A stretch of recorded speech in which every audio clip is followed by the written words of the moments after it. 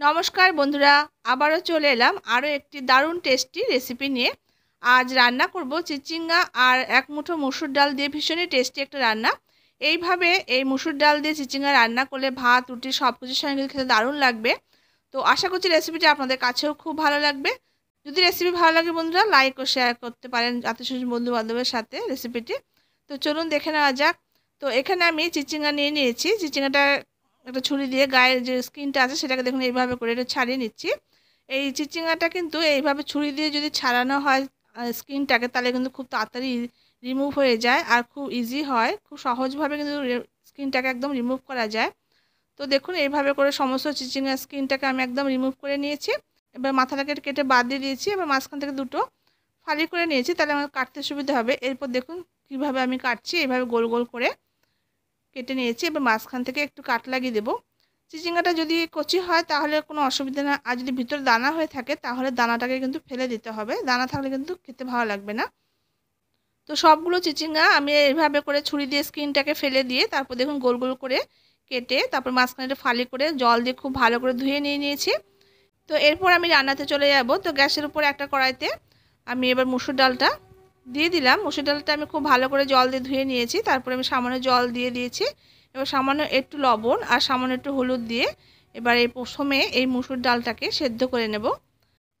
মুসুর ডালে কিন্তু আমি খুব বেশি জল দেইনি, খুবই কম পরিমাণ জল দিয়েছি, যাতে ডালটা খুব সুন্দর করে সেদ্ধ হয়ে যায় আর পাতলা না হয় সেরকম করে কিন্তু জমিশ জলটাকে দিয়েছি।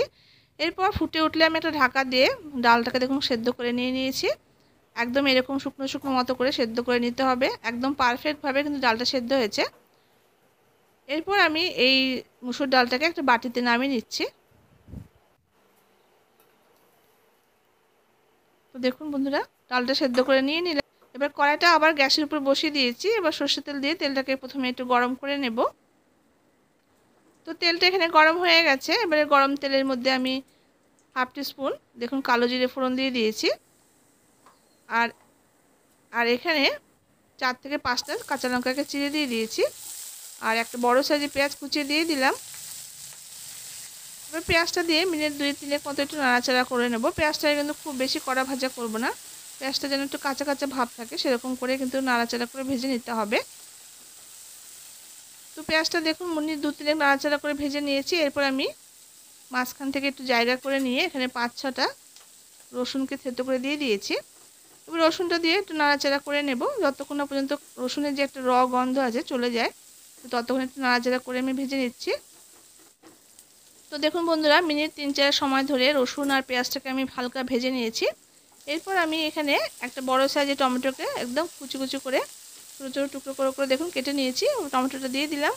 এবার টমেটোটা দিয়ে নাড়াচাড়া করে বেশ কিছুক্ষণ একটু ভাজা ভাজা করে নেব।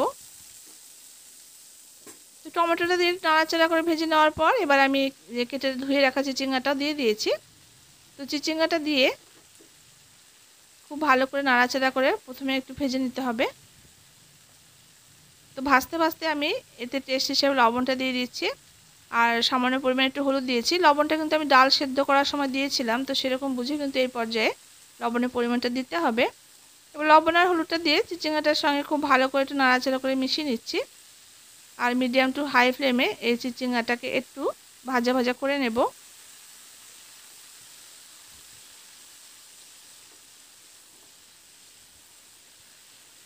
তো মিনিট 3-4 সময় ধরে একটু নাড়াচাড়া করে ভেজে নিয়েছি। এরপর একটা ঢাকা দিয়ে মিনিট 6-7 মতো লো ফ্লেম করে এটাকে একটু রান্না করে নেব।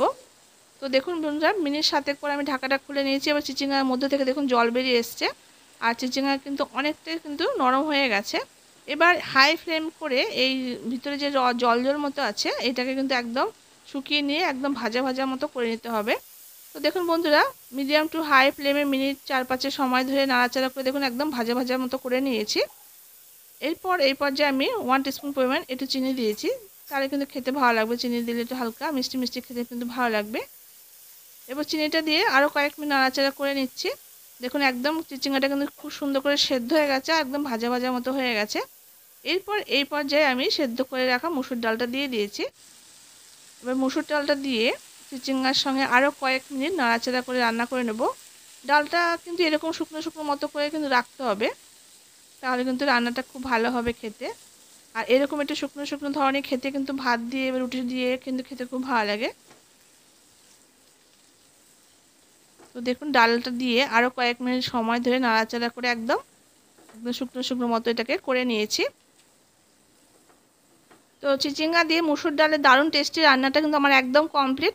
এবার আপনারা যদি নামানোর আগে একটু ঘি আর একটু ধনেপাতা যদি দিতে চান তাহলে কিন্তু আপনারা দিতে পারেন।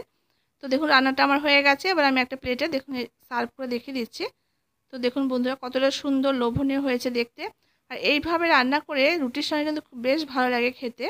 অনেক সময় আমাদের রান্না করব রুটির সঙ্গে কি পরিবেশন করা যায় একটা চিন্তা থাকে, তো এইভাবে করে ফেলুন, ঝটফট রান্না হয়ে যাবে আর খেতে কিন্তু দারুণ লাগে রুটির সাথে।